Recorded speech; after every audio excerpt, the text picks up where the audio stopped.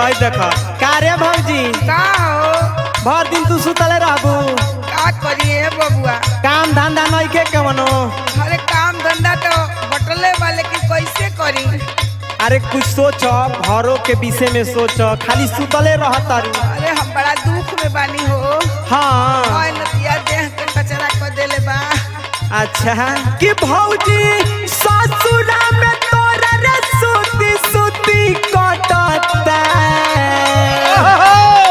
कि भौजी ससुरा में तोरा रे सुती सुती कटता कौन कारण रोजे रोजे करिया बथता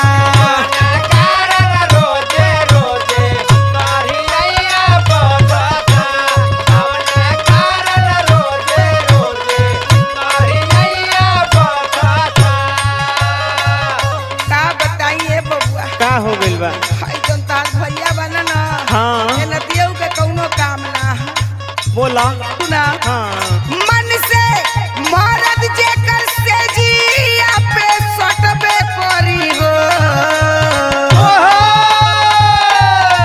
समझे थोड़ा। अच्छा और घड़ी तो पहले वो मूड में रहेला। का कही इहे बात बा का। हाँ मन से मरद जेकर से जिया पे सटबे करी हो। और हैया देवरू हरदम ओकर बथबे करी हो।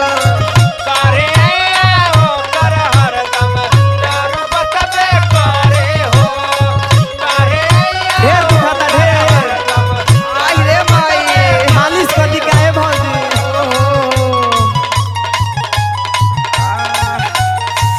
अरे रे रे रे रे रह जा तेल ले आई रह जा।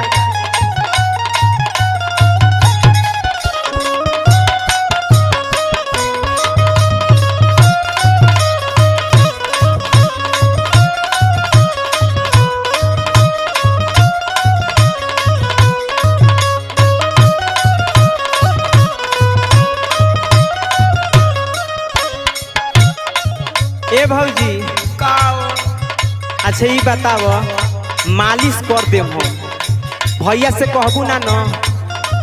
तू मालिश मत कर तनकी पालिश भी कर दे। अच्छा ठीक बा।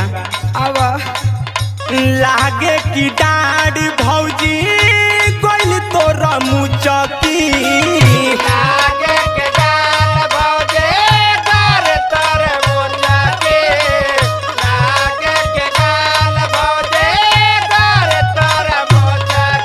ए भौजी हाँ बबुआ। रतिया में कुल का सुनात रहेला हो। हाँ तू ये कुछ सुनल का। हाँ हम देखली हाँ बड़का मुक्की फोड़ने वाला ना। अरे हाँ मुखिया में झाकत रहनी कबो कबो रात में सुनाला हमके हुचकी बाबू हम ला रहिला। तार कान बाजत होखी।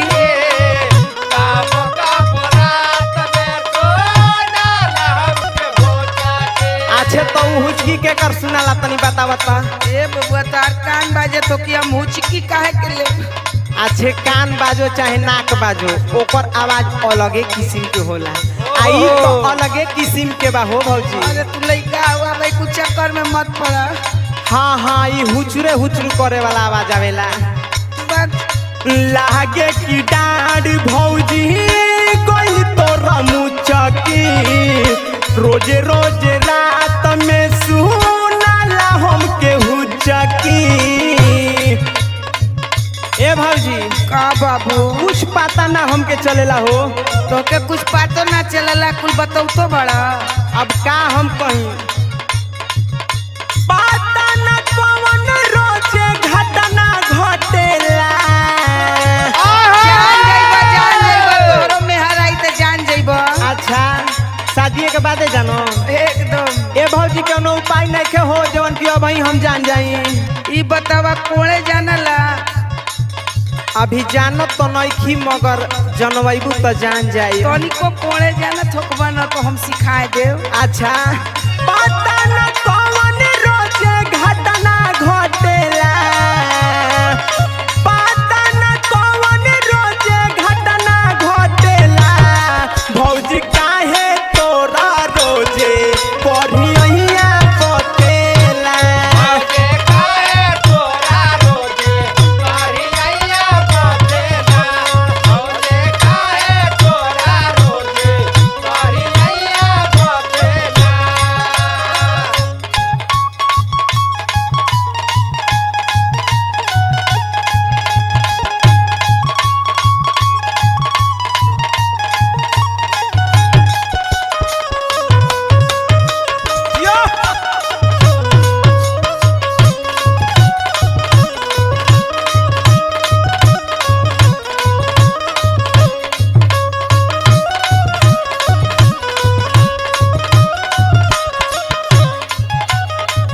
और जाने ला बबुआ का ये भौजी भैया तो तोहार दुख दे के परा जाला। कहाँ पर आ जाला? कहाँ परा जाला? हाँ अब बहरी तू रहला कि हम रहिला? हम तो आवत रहनी तो देखे नहीं कि घर में घुसल रहेले। हाँ सुना देले न कबो के तनो मांगी हर दिया। अच्छा अरे तो हमसे मांग ले करा लिया जा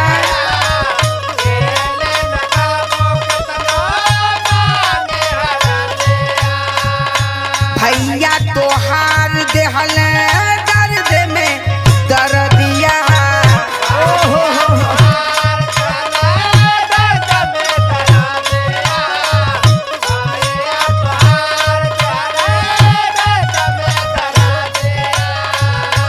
देले न कबो के तनो मांगी हर दिया।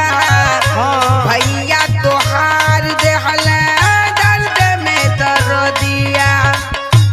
और जानत हुआ काहे भौजी? इहो बात सुनला। हाँ बोला। होई जब खटनी रोग। अच्छा होई जब खटनी रोग उपटब करी हो। कैसन रोग है भौजी? रे माई कहाँ दर्द करता हो? होई जब खटनी रोग उपटब करी हो। करी हैया देवरू हरदम ओकर बथबे करी हो। करी हैया देवरू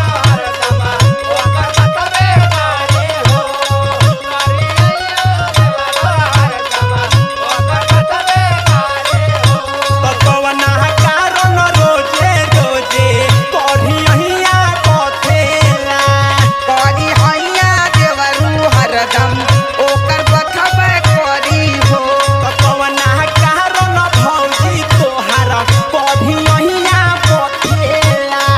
करी हैया देवरू हरदम ओकर बथबे करी हो। आई रे माई अरे जान गोले। आवा मुंह लगा के चुप चुप कर दी भौजी।